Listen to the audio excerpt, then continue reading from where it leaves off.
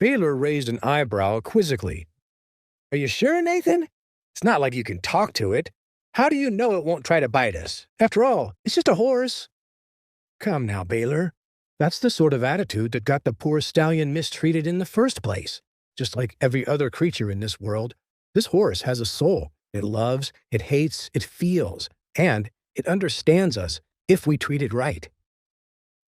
Nathan's words touched each of them as they looked into the horse's eyes. It too seemed moved by Nathan's speech and nuzzled its head up against his shoulder. Nathan turned to his new companion and began to pet its head. Ah, yes. Someone here likes head scratches. Don't just stand around, guys. Come say hello. I can't believe Alexander gave you up so easily. He failed to see your true magnificence. Oh, yes, he did. The horse moaned happily as Nathan scratched his head. Reluctantly, the three youths approached the massive stallion and began to tentatively pet and scratch him as well. Nathan finally took a step back and watched. You see, guys? He loves it. There's nothing more to worry about regarding him. After a few more moments of pampering, Nathan cleared his throat and looked his new horse in its eyes. Now that that's settled, I have something to ask of you, great stallion. Your old master has carelessly given you away to me, but I do not yet feel I have the right to ride you. Do you accept me fully now as your one and only master? I promise you, I will not abandon you as your former master did. I will treat you properly until the end of your days. So, what do you say? The horse blinked twice and bowed its head, acknowledging Nathan's words. Nathan smiled and nodded back respectfully. Very well then, friend. Now tell me, do you have a name? The horse's neck hung low as it slowly shook its head.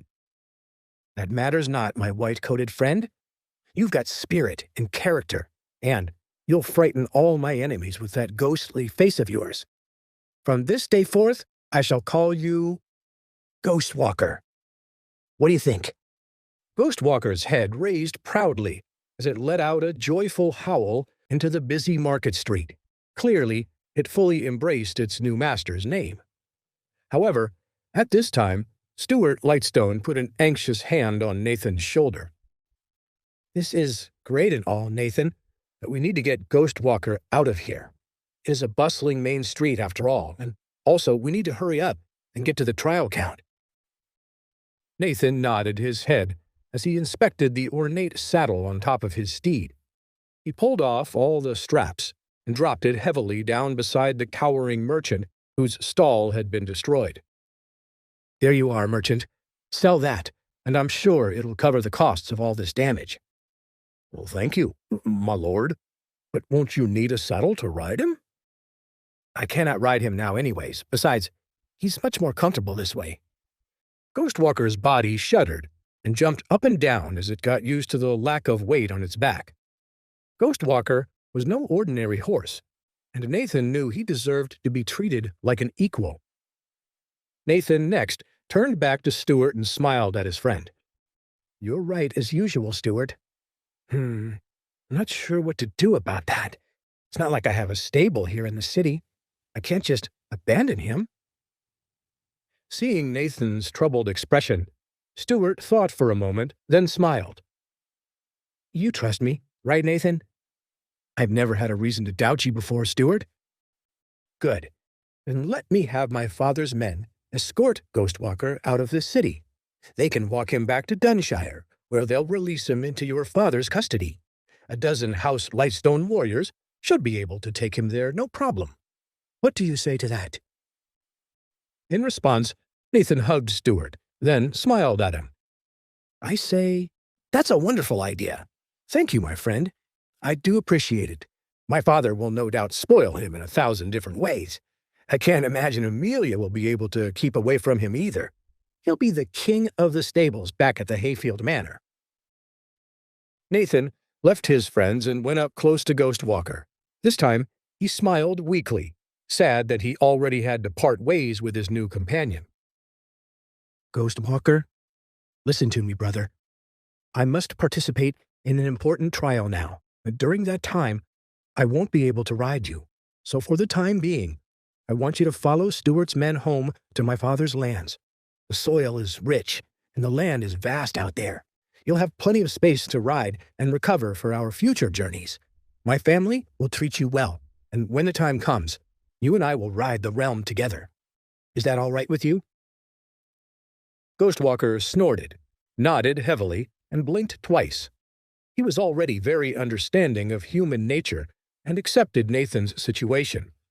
After all, he'd spent much of his life galloping around the cobblestone streets of Godricshall, and he yearned for the many bright green pastures off in the distance. Now, he would get a chance to graze them and run free without the yoke of a saddle on his back for many moons.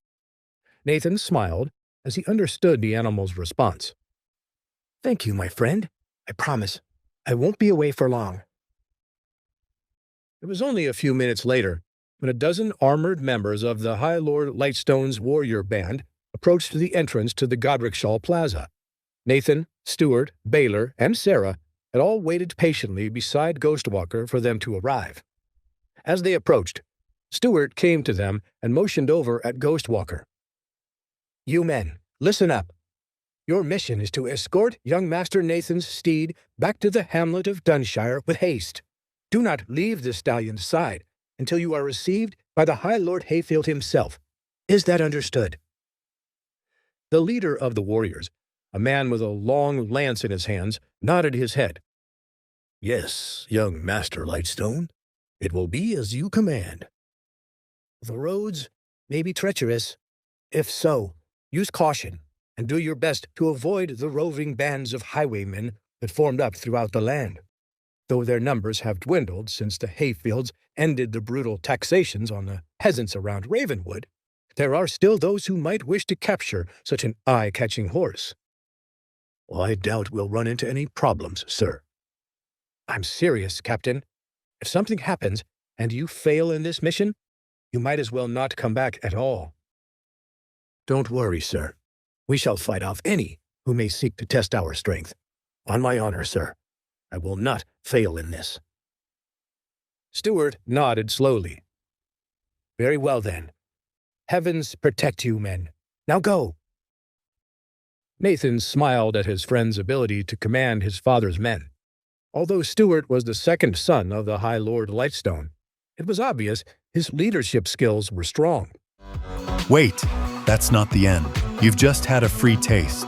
Now get the full story on the Pocket FM app, link in description. Check out our next video and playlist, and don't forget to like, share, and subscribe.